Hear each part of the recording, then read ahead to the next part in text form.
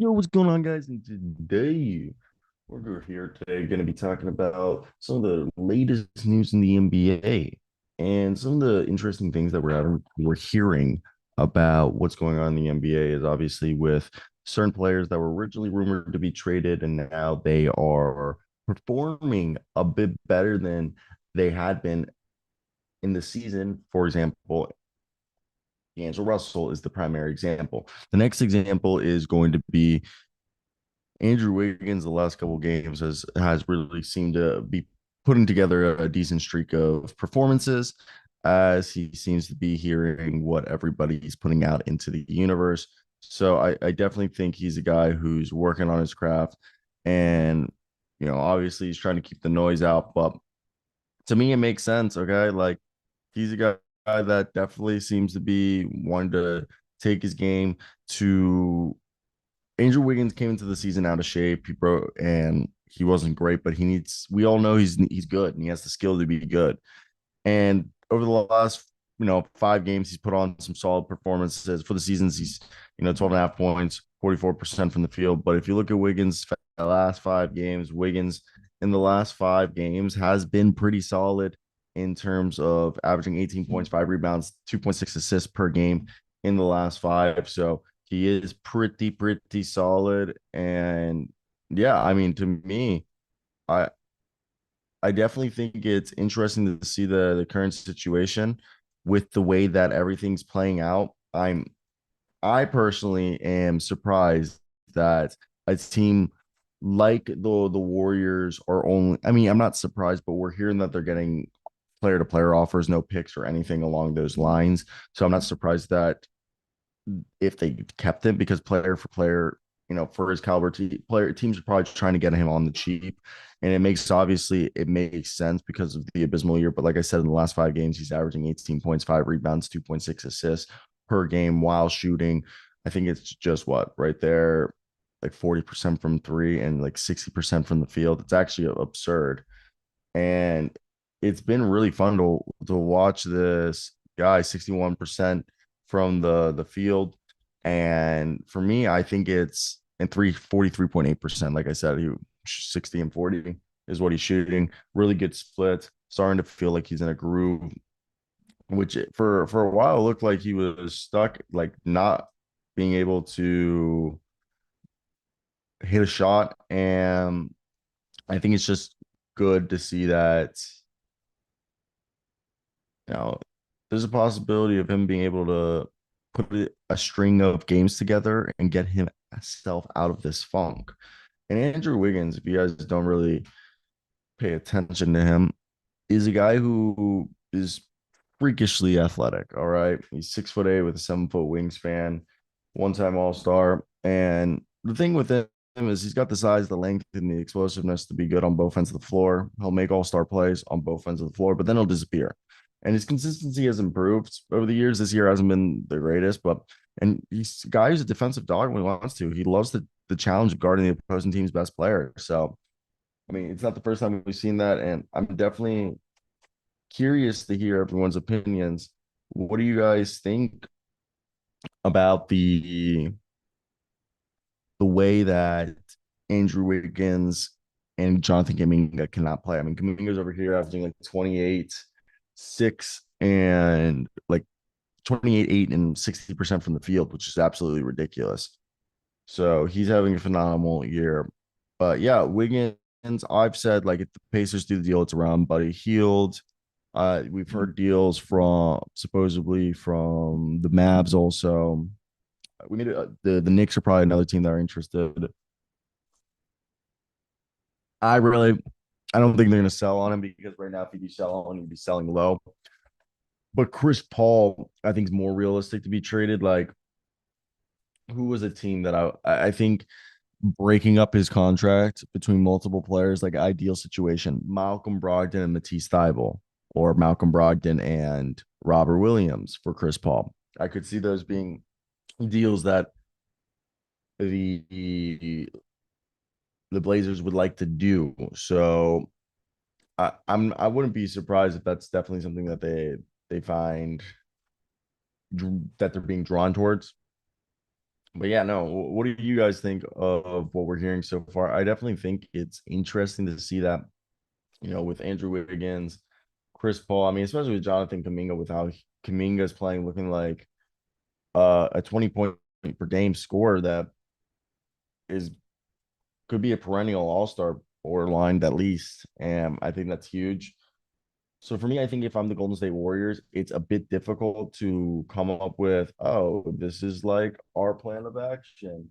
Because I don't think there is one that is, you know, going to hit us dead square in the face and seem like a good plan, regardless of the outcome. Because I think this year is a wasted year.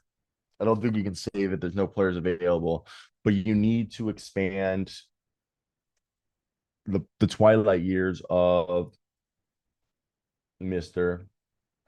Steph Curry. And that's where I think, okay, it makes sense. So I don't know. I understand the frustration and the idea behind like, all right, this is a team that, still has a championship window as long as Steph Curry's there, but we also have to be realistic that Steph Curry isn't going to be here forever, and that it might be in our best interest, to potentially just go ahead and try to benefit from playing as many young players as possible and Podojemski and Trace Jackson Davis. Again, that's subjective depending on what you guys think is the right thing to do, but I'm curious to hear your guys' opinions with how the NBA landscape is. I don't know what the right move for the Warriors are because this is a wasted year. But should we play the young guys? I mean, do you trade Klay Thompson? And there's a lot of questions that need to be answered, and I think that's where this is becoming difficult for a team like the Golden State Warriors to navigate. Because what is the right way to go about this to expand, you know, the the career of Curry? And the thing with no offense to Clay, but I mean, Buddy Hield can do what he does at this point in his career. What made him great a few seasons ago was his defense, but that defense isn't there anymore. The rebounding really isn't there. So you get to the this point where you're like, all right, is this it? You know? And that's where I think people definitely get frustrated. People definitely get frustrated. And I don't blame them for being frustrated, but I think the biggest thing is feeling as if they're they're not doing enough to keep the championship window open. I understand that being frustrating because that definitely seems like something that, if you're a Warriors fan, you might feel like they're not doing a good enough job to like put this team in a position to succeed. So I get the frustration behind that, and it does bring up, you know, it'll open up a whole can of worms that you don't really know what's going to be the end results. Like, how do you extend the championship? You're not going to trade for Zach Levine. So yeah, I think it's a hard one to figure out because there's a lot of things at play. You want to play the young guys. You want to keep the old guys on the roster. Wow. Yeah. I think that those are just some of the things that they just have to juggle. Now, let's go ahead and talk about D'Angelo Russell. D'Angelo Russell's a guy who, over the last few weeks, he's been pretty stellar. All right. And I think he's definitely a guy who, look, I'm never going to be the person who says this guy needs to be shipped out of town. But D'Angelo Russell is a guy that, over what, the last 2 weeks, has averaged 25.6 assists, 2 rebounds in 8 games. Now, last month.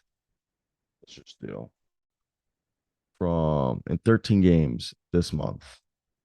He has averaged 23 points, 6 assists, 2 rebounds a game in comparison to 10 points in December.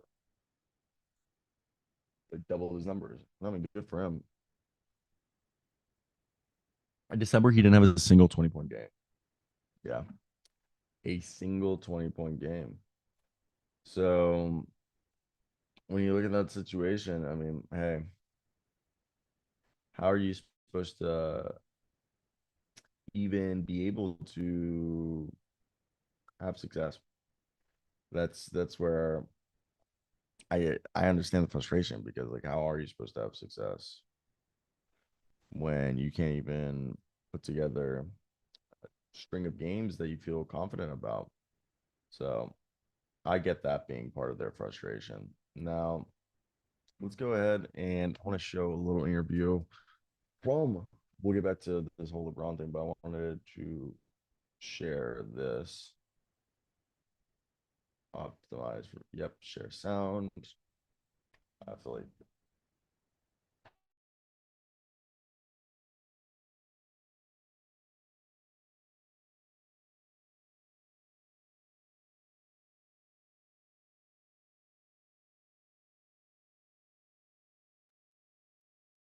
Wow. LeBron, just the third time you've been without AD this season.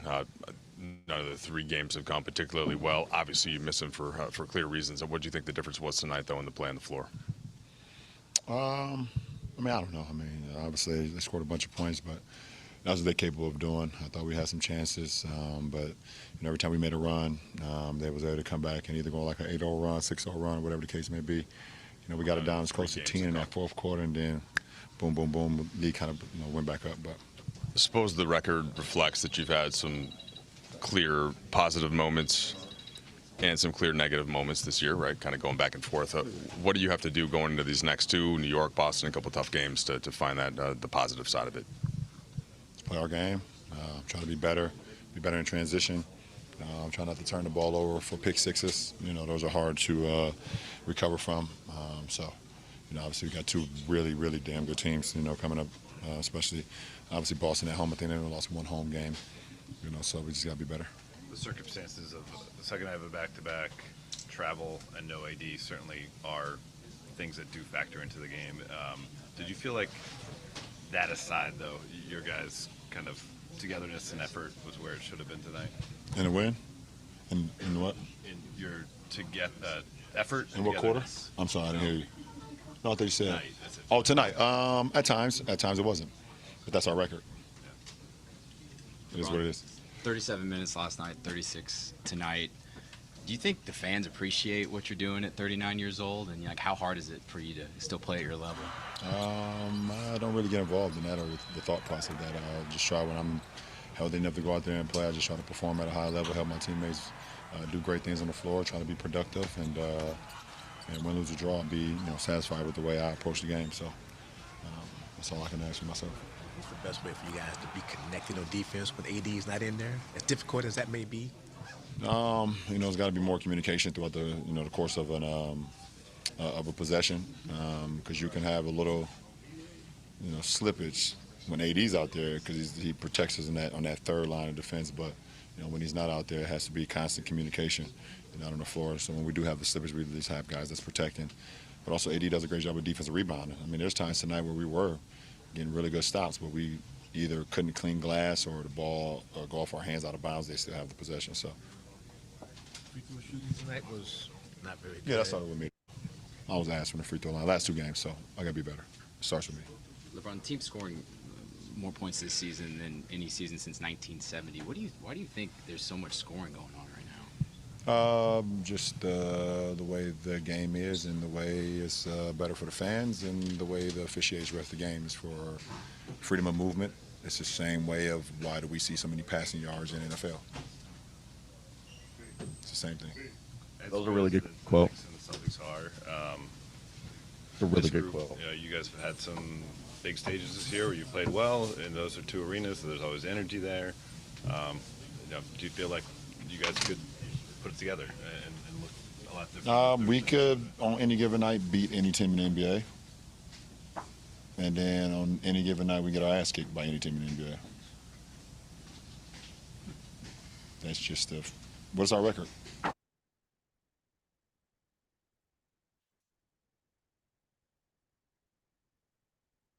Hey, did I get this?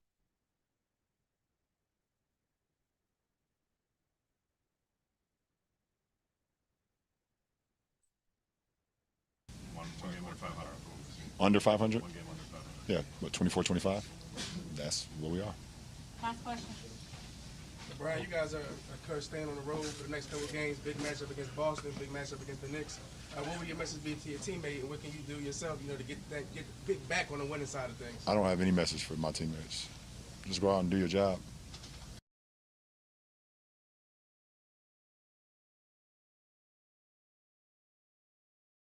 You to still play at your level. I don't really get involved in that or the thought process of that. I just try when I'm healthy enough to go out there and play. I just try to perform at a high level, help my teammates do great things on the floor, try to be productive, and win, lose, or draw, be satisfied with the way I approach the game. So that's all I can ask for myself. What's the best way for you guys to be connected on defense when AD's not in there? As difficult as that may be. There's got to be more communication throughout the the course of a possession, because you can have a little slippage when AD's out there because he protects us on that third line of defense. But when he's not out there, it has to be constant communication out on the floor. So when we do have the slippage, we at least have guys that's protecting. But also AD does a great job of defensive rebounding. I mean, there's times tonight where we were getting really good stops, but we either couldn't clean glass or the ball or go off our hands out of bounds. They still have the possession. So. Free throw shooting tonight was not very good. Yeah, that started with me, though. I was asked from the free throw line last two games, so I got to be better. It starts with me. LeBron, the team scoring more points this season than any season since 1970. Why do you think there's so much scoring going on right now? Just I have returned, ladies and gentlemen.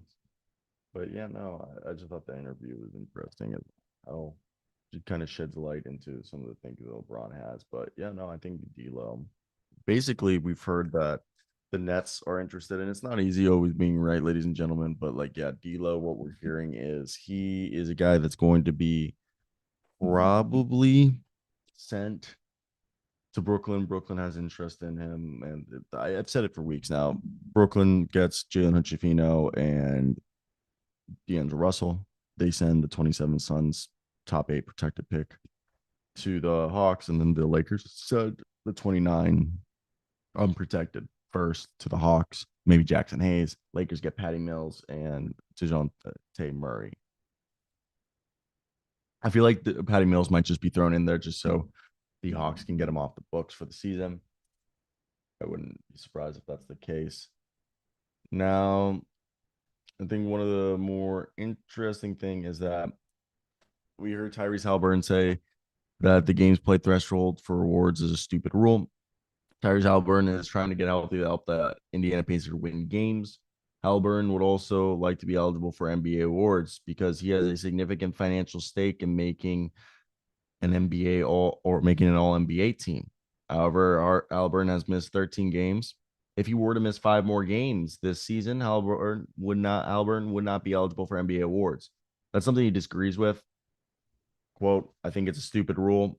Like plenty of guys in the league, but this is what the owners want. So as a player, we got to do our job and play in 65 games if we're able to.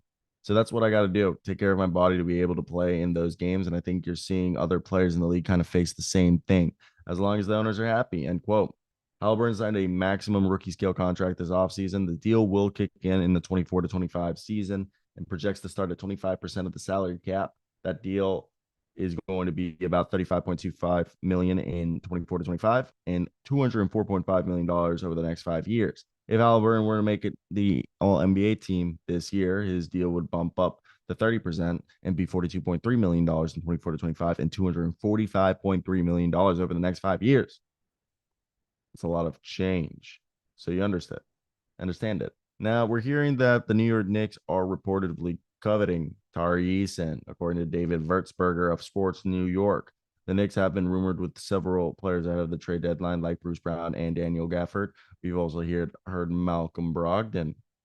So it's definitely interesting to see how this is all playing out, as I'm very, very much intrigued by the way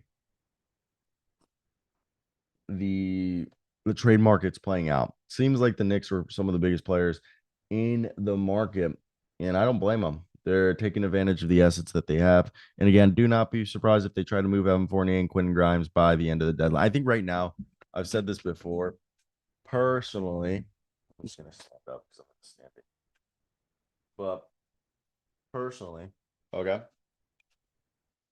what I personally think will happen is the Wizards are probably the best trade partner for the Knicks in terms of giving up the least amount of draft capital. That could go either way. Wizards are in a mandate to get draft capital. But what I believe is the case right here is Tyus Jones, Daniel Gafford can be traded for Evan Fournier and Quentin Grimes. Tyus Jones and Daniel Gafford solve two things that the Knicks are looking. Guard depth behind Jalen Brunson, Tyus Jones right there, and a center to join Isaiah Hartenstein and eventually Mitchell Robinson when he comes back from injury, Daniel Gafford. With Evan Fournier and Quentin Grimes, I think it's like $21 million, and then I think it's like $25 million you'd have to take on with Tyus Jones and Daniel Gafford. And I believe if you had to, I think you can just throw in like Ryan Archiakono or somebody in there and like at the very least get that deal done. So for me, it makes sense. It makes sense that they have a desire to want to acquire Mr. Two players. I just think they're looking to flip Fournier and Quentin Grimes now, and I think Tyus Jones would be someone that they're incredibly interested in. But yeah, I mean, what are your guys' thoughts on this? I think it's and I don't know. I think the way that the NBA is structured, I think depth like it's not anymore about, oh, let's get like 20 stars on a team. I'm not 20 stars, like 3 superstars. We need 1 superstar, maybe 2 really good stars, and let's just get a bunch of role players. And that's how you're going to win today. And I think that's how the Knicks are seeing it. It's like the Knicks are still under the luxury tax with all these moves and players.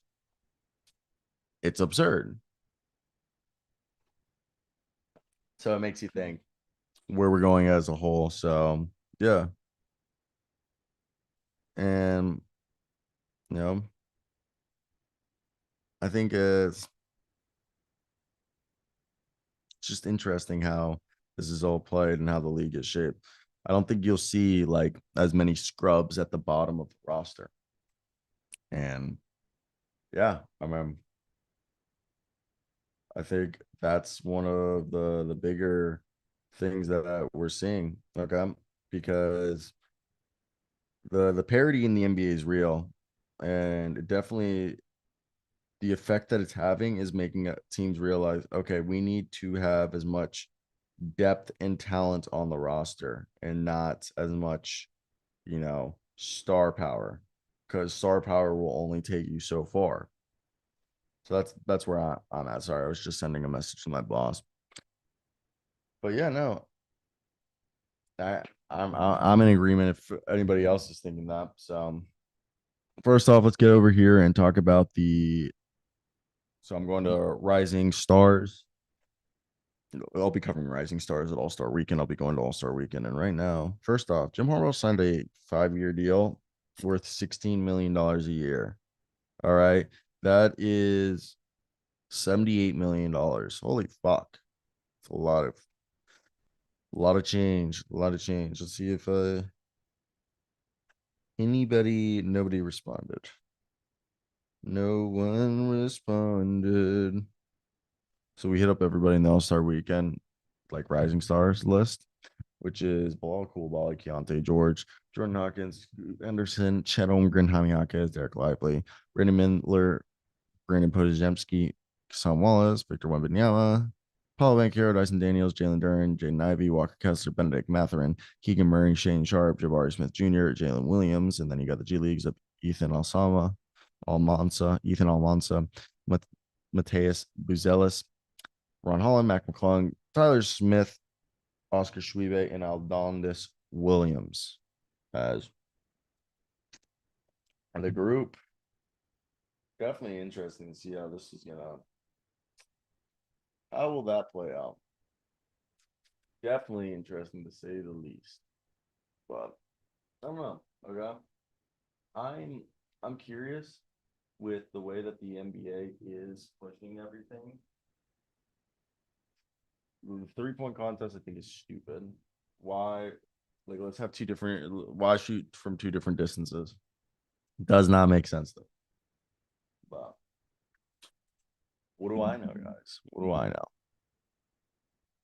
Let's just check out the last couple rumors that we're looking at over here. Of course, Michael Scotto put out a new video. Not a new video. The Warriors not that into Dejounte Murray. Wow. Interesting. Coming from the Athletic, Mike Dunleavy spent a chunk of time chatting with Landry Fields before a recent Hawks game, but any interest in Dejounte Murray, the number one player on the Athletics trade deadline big board, is tepid at best, which won't lead to movement. He's another guard about to step into a 4-year, $114 million deal. They write it's the same story as Zach LaVine. Fuck no, it's not the same story. Zach LaVine making like fucking $300 million. All right, we talked about the Knicks already. The Atlanta Hawks looking like that D'Lo deal, but there's also people are saying that there could be the Hawks are seeking just two picks specifically for Dejounte Murray. Now, with the rest of it, Bogdanovich, according to rival sources or rival executive and league sources that told Hoops Hype that despite the goal of trimming future salary and one player with a sizable contract going forward, seemingly like Bogdanovich will remain a Hawk. The Brooklyn Nets started the season 13-10 and have gone 6-17 since entering Wednesday night, with Kevin Durant returning. Recently, the Hawks have registered interest in Mikal Bridges. Supposedly, Nick Clax is somebody that teams are being given the impression that they're keeping, but Spencer Dinwiddie is unlikely to be a long-term piece this season. They're probably trying to move him. Same thing with Royce O'Neal and Dorian Finney-Smith. We're also going to be seeing Ben Simmons returning as the team looks with Ben Simmons back in the fold after nearly having a triple-double in his return on January 29th. Now, the Clippers have Bones, Highland, PJ Tucker, and probably Amir Coffey on the block. And Highland's still signed on his rookie deal, and he'll acquire his restricted free agency rights. So Tucker, who hasn't played since the 27th, is doesn't like his role, and Tucker's not expected to discuss a buyout. So basically, either get traded or get screwed. And the last team that we're hearing from is Brian Keefe, aka the Washington Wizards, or aka the Oklahoma City Thunder Washington Wizards. Yeah, Will Dawkins, Michael Winger, and Brian Keefe are all OKC Thunder people. So on the trade from Kyle Kuzma, Tyus Jones, Daniel Gafford, DeLon Wright, and Landry Shamet are all guys who are drawing exploratory interest. Bilal Coulibaly is viewed as a core member. Danny Avdija and Corey Kispert are also the other two dudes that are like very, very, very, very, very, very, very, very unlikely to be traded. They like Corey Kispert. They like Danny Avdija just as much as they like Bilal Coulibaly. The Wizards want first-round picks for basically everyone. Kyle Kuzma, Tyus Jones, and probably Daniel Gafford. DeLon Wright and Landry Shamet you probably get for second-round picks, but hey, Wright is expected to draw on second-round picks. Lastly, the Wizards have trade player exceptions that they could use to be a salary dump. So there's always that. Now, let's go ahead and play a game that we all love to play, and that is Pirtle. Let's go ahead and play Pirtle before we get out of here, guys. Thank you for watching, and we are going to go ahead and do this Pirtle. So who will the Pirtle be today? Is that PJ Tucker? PJ Tucker. No, he's a forward, though. He's a bald-headed mofo. He's a forward with no hair. He's young. He's not in the Central. He's taller than 6'6". So let's try Julius. He's in the Atlantic. This is where it gets hard. He's 6'8". He used to play for the Wizards. Who could this be? Who could this be now? Who could this be now? It's not Kelly, is it? I also put a Southeast team. So we got the Nets, the Celtics.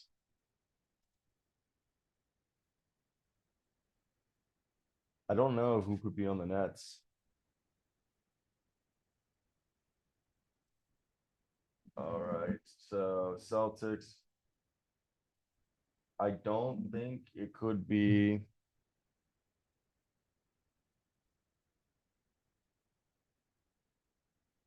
Dude, Tony Snell. We just did a piece on Tony Snell. That's all. Oh, wait.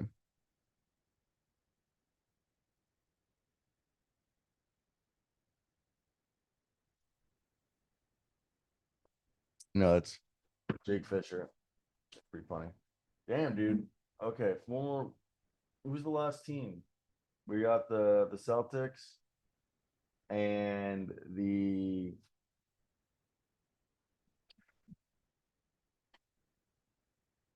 why am I blanking on this? Knicks, Sixers, Nets, Celtics. Who's that last team? In the Atlantic.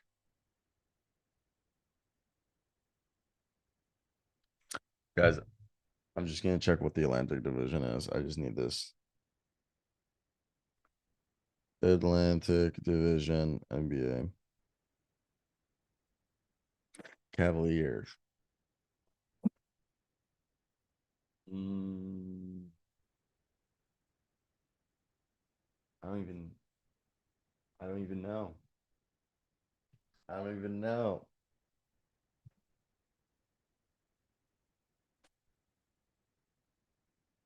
It's not the Cavaliers. It's the Sixers. No, it's who is it? The Raptors. Otto Porter. Oh yeah. I hope you